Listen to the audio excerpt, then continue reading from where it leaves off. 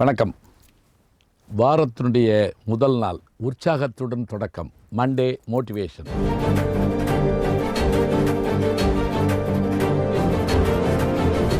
என்ன அப்படின்னு பார்த்தீங்கன்னா, நம்முடைய வாழ்க்கையில் அப்படி வருவோமா இப்படி வருவோமா இதெல்லாம் நடக்குமா அப்படின்னு ஒரு யோசனை இருக்குல்ல, அது எப்படி நிகழும் அப்படின்னு தானே நினைக்கிறீங்க.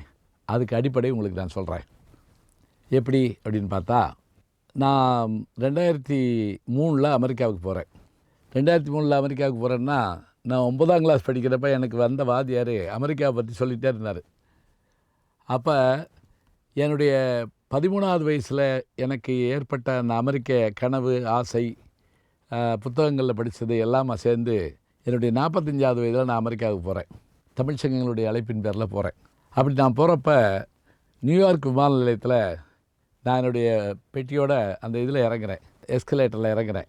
அப்படி இறங்குறப்ப அங்கே ஒரு பிரம்மாண்டமான ஸ்க்ரீனில் ஃபெயிலியர் அப்படின்னு வருது. எனக்கு என்னடா இது முதல்ல அமெரிக்காவில் அடி எடுத்து வைக்கிறோம், ஃபெயிலியர்னு வருதே அப்படின்னு யோசித்தேன். அந்த ஃபெயிலியர்னு வந்துகிட்டே இருந்தது இல்லைங்களா, அதிலிருந்து பளிச்சுன்னு ஒரு மின்னல் மாதிரி என்னை கிராஸ் பண்ணி போகிற மாதிரி அந்த லைட் இது பண்ணாங்க. அதுக்குள்ளே ஒரு உருவத்தை அப்படி காமிச்சாங்க. தோல்வி இதுதான் இந்த மனிதனுடைய தொடக்கம். ஆனால் இந்த மனிதன் சாதித்தது என்ன அப்படின்னு காட்டினோடனே ஒரு நிமிஷம் அப்படியே அசந்து நின்று போனேன். ஏன் தெரியுமா, அந்த படம் யார் படம் தெரியுமா? அப்படி அந்த பின்னணி என்ன தெரியுமா? அதாவது அப்பா மரம் வெட்டுவார், செருப்பு தப்பார், இவ்வளவுதான். காட்டுக்குள்ளே வீடு, பள்ளிக்கூடம் போக வாய்ப்பில்லை. அம்மா சிறு வயசில் போயிட்டாங்க. அத்தை சின்னம்மா இவங்க தான் வளர்க்குறாங்க. யார் ஏதாவது புத்தகங்கள் கொண்டு வந்து கொடுத்தாலும் அதை விடாமல் படிப்பார் இவர். இந்த பையன் சின்ன பையனாக இருந்தபோது அப்பாவுக்கு உதவியாக இருப்பார். ஒரு நாள் ஒரு 10 மைலுக்கு அங்கிட்டு ஒருத்தர் வீட்டில் புத்தகம் இருக்குதுன்னு கேள்விப்பட்டு அங்கே போகிறாரு. போன உடனே அவர்கிட்ட அந்த புத்தகத்தை கொடுங்க, நான் படித்து தரேங்கிறாரு. அவர் சொல்கிறார், கவனமாக வச்சுக்கோ, ஒரு காப்பி தான் இருக்குது. 3 நாளில் புத்தகத்தை திருப்பி கொடுக்கணும். புத்தகம் கிடச்ச மகிழ்ச்சியை தாங்க முடியல. 3ஆம் நாள் அதுக்குள்ளே புத்தகத்தை படித்து முடித்தாச்சு. இப்போ வீட்டில் அந்த கூரை வீட்டில் அந்த இரவானம்னு சொல்லுவோம் பாருங்கள், அதில் சொருகி வச்சுட்டு இரவெல்லாம் அப்படி மலாக்கப்படுத்து கனவு கண்டுட்டுருக்கான் அந்த பையன். நள்ளிரவில் பெருமழை தொடங்கிடுச்சுங்க. பெருமழைனா சாதாரணம் இல்லை, குற்ற மழையில் அந்த வீடு இடிஞ்சு அந்த ஸ்டோரெல்லாம் இதாகி கூரை உட்காந்து அந்த புத்தகம் சகதிக்குள்ளே போயிடுச்சு. எல்லா பொருளையும் எடுக்கிறாங்க. இவர் ஓடி போய் அந்த புத்தகத்தை எடுக்கிறாரு. பூரா ஊறி போச்சு. அப்புறம் என்ன பண்ணார், அதை பூரா தொடச்சி வெயிலில் காய வச்சார். இப்போ புத்தகம் இவ்வளோ பெருசு ஊறி போச்சு. இப்போ என்ன பண்ணுறது? அங்கே கொண்டு போகிறாருங்க. கொண்டு போய் அவர் பார்த்தார். இதுக்கு தான் அவன்கிட்ட புத்தகத்தை கொடுத்தனா, எனக்கு இது வேணாம், எனக்கு காசு கொடு. ஐயா, காசு இருந்திருந்தால் நானே புத்தகம் வாங்கியிருப்பேன் ஐயா, எனக்கு இது வேண்டாம், எனக்கு புது புத்தகம் கொடு, இல்லைன்னா பணம் கொடு. என்னையா செய்யட்டும்? அப்போ ஒன்று செய், இந்த புத்தகம் உனக்கே நான் தர்றேன்.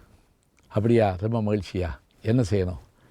என்னுடைய வயலில் குதிரை ஒன்று, ஜோடி குதிரைகளில் ஒரு குதிரை இறந்து போச்சு நேற்று. அங்கெல்லாம் நம்ம ஊரில் மாடு மாதிரி குதிரை வச்சு தான் விழுவாங்க. ஒரு குதிரை இந்த பக்கம், நீ அந்த பக்கம், அந்த குதிரைக்கு பதிலாக நின்று அந்த ஏர் இழுக்கிறியா, நான் ஓட்டுறேன். உடனே இவர் கேட்டார், அப்படி நான் அது இழுத்தேன்னா நீங்கள் அந்த புத்தகத்தை எனக்கு கொடுத்துருவீங்களா? தாராளமாக. அதே போல் 3 நாள் அந்த குதிரைக்கு பதிலாக இவர் அந்த ஏரை இழுத்து அவர் கொடுத்த உணவை சாப்பிட்டுட்டு அந்த புத்தகம் எனக்கு கிடைக்க போதுங்கிற சந்தோஷத்தில் அதை கையோடு வாங்கிட்டு வீட்டுக்கு வந்தார். பிறகு படித்தார், வழக்கறிஞரானார். எத்தனையோ தோல்விகள் வாழ்க்கையில் இருந்தது, எல்லாத்தையும் தாண்டி ஜெயிச்சு வந்தார். அவர் தான் நான் சொன்னேன்ல, அந்த படிக்கட்டில் இறங்குற போது ஒரு மின்னல் மாதிரி என்னை தாக்கிட்டு போச்சுன்னு. வேறு யாரும் இல்லைங்க, ஆப்ரஹாம் லிங்கன், அமெரிக்காவினுடைய ஒப்பற்ற ஜனாதிபதிகள் ஒருவர்.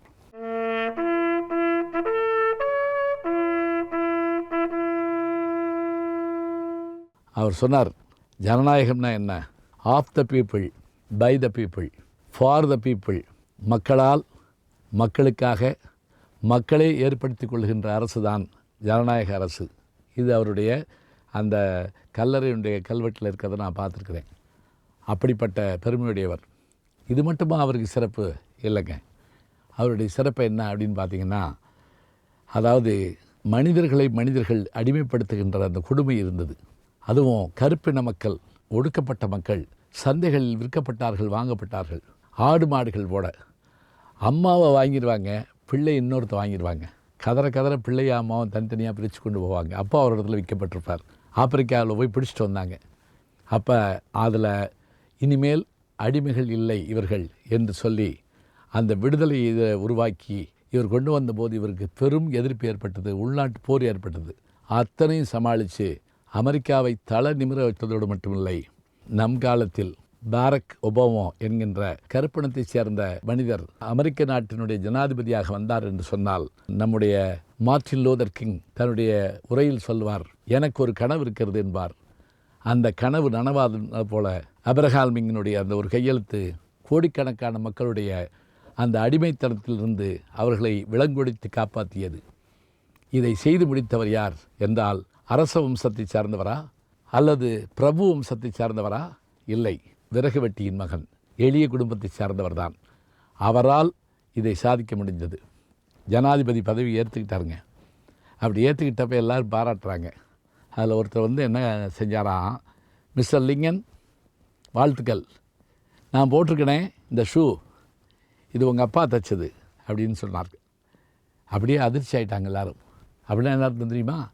செருப்பு தைக்கிற மகன்லாம் அமெரிக்காவுடைய ஜனாதிபதி ஆகிட்டீங்க இல்லையா அப்படிங்கிற மாதிரி அவர் சொல்கிறாருங்க. இவர் உடனே என்ன பண்ணுறீங்களா, அவர்கிட்ட கையை பிடிச்சிக்கிட்டு, நான் இந்த பதவி ஏற்ற போது என் தந்தையை சற்றே மறந்து விட்டேன், அவரை நீங்கள் நினைவூட்டியதுக்கு நன்றி. இன்னொரு செய்தியும் சொல்லுகிறேன். என் தந்தையார் தைத்த ஷூ என்று சொன்னீர்கள் இல்லையா, இதில் ஏதேனும் குறை ஏற்பட்டால் என்னிடம் தாருங்கள். எனக்கு செருப்பு தைக்கவும் தெரியும், உங்களை ஆளவும் தெரியும். இதுதான் ஆபிரகாம் லிங்கன் என்றால், மனிதர்கள் மனதால் உயர்கிறார்கள், செயலால் உயர்கிறார்கள். மனிதன் எதனால் அளக்கப்படுகிறான் என்றால், அவன் பணத்தாலா? இல்லை, பணம் கொஞ்ச நாளில் போயிடும். பதவிகளாலா? இல்லை, பதவி சில நாட்களில் வரும், போயிடும். பிறகு மனிதன் எதனால் அளக்கப்படுகிறான், எதனால் நினைக்கப்படுகிறான்? மனிதன் செயல்களால் நினைக்கப்படுகிறான். அந்த செயல்களால் நினைக்கப்படுகின்ற மனிதர்கள்தான் வரலாற்றில் தடம் பதிக்கிறார்கள். தடம் பார்த்து நடப்பவர்கள் சாதாரண மனிதர்கள், தடம் பதித்து நடப்பவர்கள் அசாதாரண மனிதர்கள், அவர்களே தலைவர்கள். பதவி வரும்போது பணிவு வர வேண்டும், துணிவு வர வேண்டும் தோழா, பாதை தவறாமல் பண்பு குறையாமல் பழகி வர வேண்டும் தோழா என்று நம்முடைய புரட்சித் தலைவர் எம்ஜிஆர் அவர்களுடைய படத்தில் வரக்கூடிய 3 எழுத்தில் என் மூச்சிருக்கும், அது முடிந்த பின்னாலும் பேச்சிருக்கும் என்று சொன்னால், அப்படிப்பட்ட ஒரு நிலையை உருவாக்கி கொள்வதற்கு நாம் முயல வேண்டும். ஆபிரகாம் லிங்கனை நான் உதாரணம் காட்டியதற்கு காரணம், அவர் வாழ்ந்த இடம். இன்றைக்கி நம்ம சொல்கிறோமே KFC, கென்டக்கி அப்படிங்கிறோம் இல்லையா, KFCன்னு நமக்கு வறுத்த கோழி தாங்க ஞாபகம் வருது. ஆனால் அது ஆபிரகாம் லிங்கன் பிறந்த ஊர், அந்த மாநிலம் என்பதை நாம் நினைவில் கொள்ள வேண்டும். எளிய மனிதனும் ஜனாதிபதியாக மாறலாம் முயன்றால், நல் ஒழுக்கங்களால், செயல்களால். எனவே இந்த உற்சாகத்தோடு இந்த நாளை தொடங்குவோம். நல்ல செய்திகளை நாளும் சிந்திப்போம். நாளை சந்திப்போம். வணக்கம். அன்புக்குரிய யூடியூப் நேயர்களே, நீங்கள் இன்னும் என்னை நெருக்கமாக பின்தொடர வேண்டும் என்று சொன்னால், ட்விட்டர், இன்ஸ்டாகிராம், ஃபேஸ்புக் போன்ற சமூக வலைதளங்களில் பின்தொடர்ந்து வாருங்கள். நாம் முன்தொடர்ந்து செல்வோம்.